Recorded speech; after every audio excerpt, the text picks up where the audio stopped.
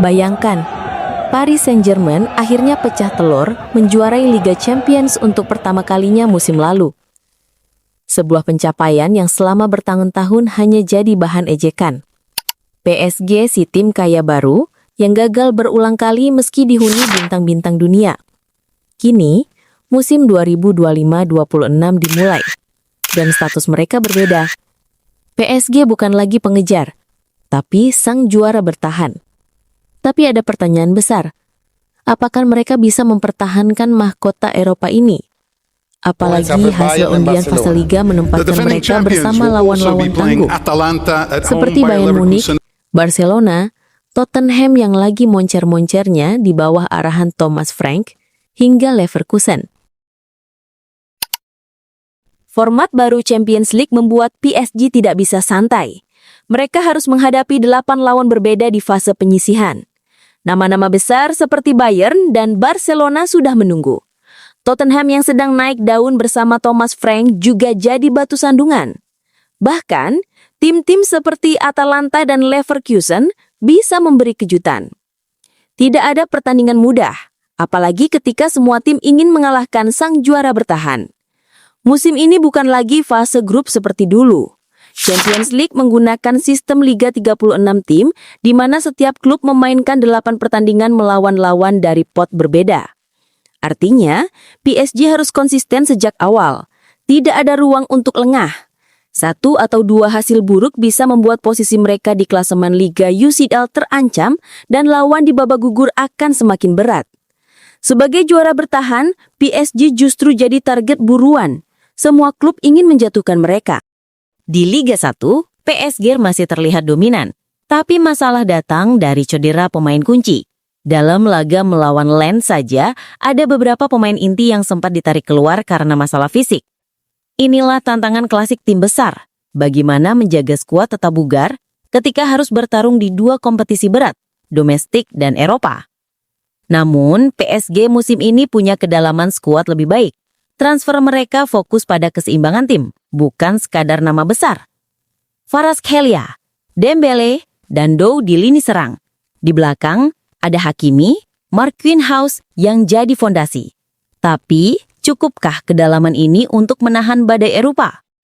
PSG tidak bisa hanya mengandalkan permainan ofensif. Melawan Bayern atau Barcelona, mereka harus bisa fleksibel. Kadang harus pressing tinggi, kadang menunggu dan menyerang balik.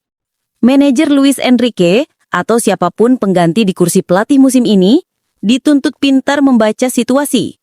PSG tidak boleh terjebak dalam ego. Bermain indah tapi lupa efektif. Kunci utamanya adalah tempo permainan. Melawan tim agresif seperti Bayern, PSG harus mampu mengatur ritme dan memanfaatkan ruang di belakang bek lawan.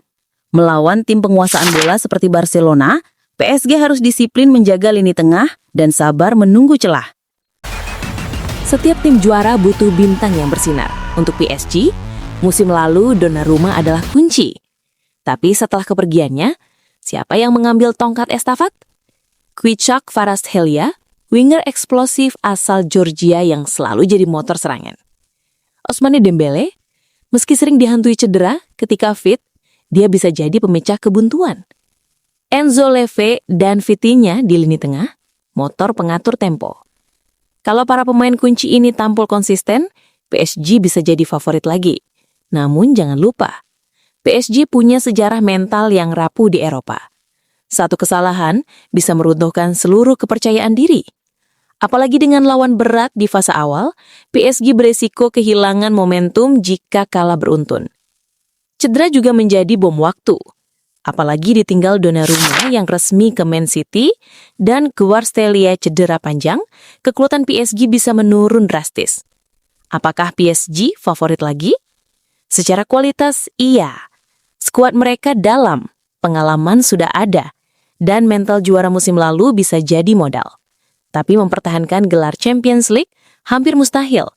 Hanya Real Madrid yang bisa melakukannya dalam era modern. Jadi tantangan PSG adalah membuktikan bahwa mereka bukan hanya juara sekali, tapi benar-benar kekuatan baru di Eropa.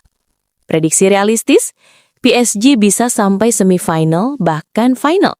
jika skuad mereka tetap bugar dan tidak runtuh di laga-laga berat. Tapi kalau mereka lengah, kegagalan di perempat final bukan hal mustahil. Inilah dilema PSG. Mereka akhirnya naik ke puncak, tapi puncak itu sangat sempit. Satu langkah salah, mereka akan jatuh. Musim ini akan menjadi ujian mental dan fisik terbesar PSG. Apakah mereka mampu mempertahankan gelar atau justru kembali jadi bahan ejekan di Eropa? Bagaimana menurut kalian, football lovers? Apakah PSG layak jadi favorit untuk juara lagi? Atau justru Bayern, Madrid, bahkan Barcelona yang akan merebut singgasana? Tulis prediksi kalian di kolom komentar. Dan jangan lupa like, share, serta subscribe supaya kalian gak ketinggalan pembahasan seru seputar sepak bola Eropa.